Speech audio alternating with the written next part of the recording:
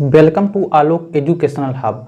आज हम आपको इस वीडियो में बताएंगे निरपेक्ष मान के बारे में, जिसको हम एब्सोल्यूट वैल्यू कहते हैं। तो एब्सोल्यूट वैल्यू क्या होता है, एब्सोल्यूट वैल्यू को हम कैसे निकालते हैं, यानी निरपेक्ष मान हम कैसे निकालते हैं। यानी कोई पूर्णांक दिया हुआ है तो उस पूर्णांक का निरपेक्ष मान कैसे निकालेंगे। यदि कोई हमारा परिमेय संख्या दिया हुआ है तो उसका हम निरपेक्ष मान कैसे निकालेंगे, तो आपको इस वीडियो में इसके बारे में हम बताएंगे कि कोई पूर्णांक है यानी इंटीजर है, या कोई हमारा रेशनल नंबर है यानी परिमेय संख्या है, तो उसको हम एब्सोल्यूट वैल्यू कैसे फाइंड करेंगे। How to find the absolute value of integer and rational number. यदि x कोई पूर्णांक अथवा परिमेय संख्या है, यानी x को हमने मान लिया कि ये कोई इंटीजर है अथवा रेशनल नंबर है, तो x के निरपेक्ष मान को यानी एब्सोल्यूट वैल्यू को यानी पैरेलल लाइन x से निरूपित किया जाता है। यानी x जो है ये इसको हमने पूर्णांक माना है या हम इसको परिमेय संख्या मानते हैं, तो इसको दो पैरेलल लाइन के बीच में लिखते हैं।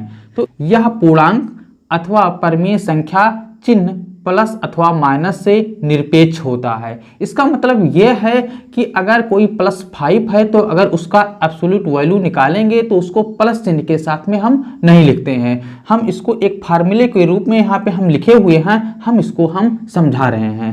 तो एब्सोल्यूट वैल्यू ऑफ x यानी x का अगर हमें निरपेक्ष मान निकालना है तो इसको दो पैरेलल लाइन के बीच में रखना है। अब यहाँ पे 3 कंडीशन जो है बताया गया है, दिखाया गया है। यदि यहाँ पे x का मान अगर जो है 0 से बड़ा हो, मान यदि धनात्मक हो, तो जो मॉड ऑफ x होगा यानी निरपेक्ष मान x होगा वो हमारा x ही रहेगा। और अगर x का मान अगर 0 है यानी 0 के बराबर है, यानी x कोई भी पूर्णांक हो सकता है या कोई भी परिमेय संख्या हो सकता है, अगर इसका मान 0 है तो जो इसका एब्सोल्यूट वैल्यू होगा वो 0 होगा। अगर x का जो मान है वो 0 से छोटा है यानी निगेटिव नंबर है, तो उसका जो एब्सोल्यूट वैल्यू होता है वो -x होता है, यानी उसके साथ में माइनस चिन्ह और आ जाएगा।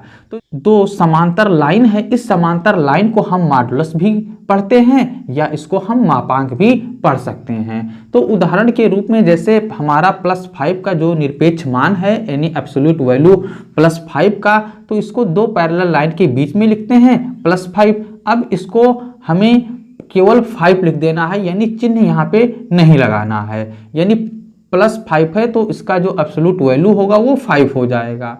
अगर यहाँ पे निगेटिव नंबर है -5 का जो निरपेक्ष मान है, तो अब हमने बताया है कि अगर x का मान 0 से छोटा है तो एक माइनस और आ जाता है, तो फार्मूले के अनुसार एक माइनस और आ गया, -5 लिख दिया, तो इस प्रकार से माइनस माइनस का प्लस हो जाएगा और ये हमारा 5 है। तो इसको हम प्लस चिन्ह नहीं लिखेंगे, केवल हम सिंपल इसको 5 लिख देंगे।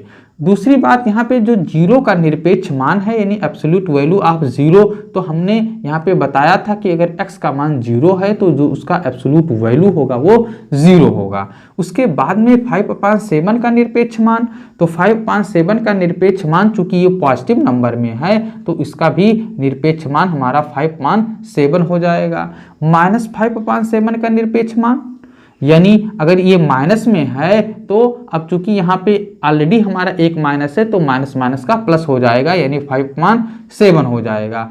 तो इस प्रकार से अगर कोई धनात्मक संख्या है तो उसका भी निरपेक्ष मान धनात्मक होगा, अगर कोई निगेटिव संख्या है तो उसका भी निरपेक्ष मान जो है वो धनात्मक होगा, अगर 0 है तो उसका निरपेक्ष मान जो है वो 0 होता है।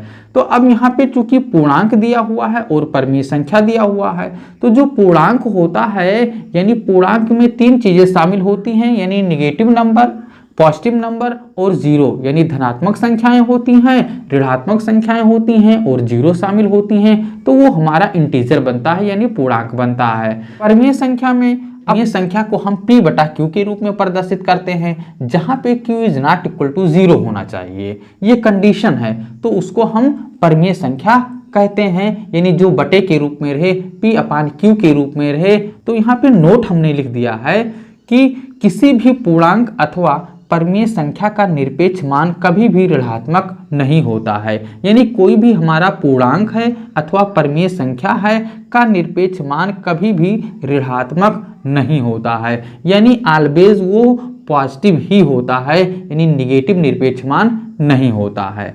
सेकंड हमारा है प्रत्येक शून्येतर पूर्णांक अथवा परिमेय संख्या का निरपेक्ष मान सदैव धनात्मक होता है। शून्येतर होने का मतलब जो शून्य ना हो, यानी शून्य ना होने का मतलब है कि या तो वो पॉजिटिव पूर्णांक होगा या निगेटिव पूर्णांक होगा, यानी यह पॉजिटिव रेशनल नंबर होगा या निगेटिव रेशनल नंबर होगा, तो उसका जो निरपेक्ष मान होता है वो ऑलवेज पॉजिटिव होता है, यानी धनात्मक होता है।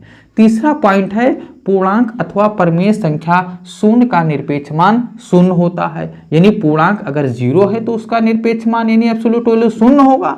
अगर परिमेय संख्या शून्य को अगर हम परिमेय संख्या मान रहे हैं तो उसका भी निरपेक्ष मान शून्य होता है।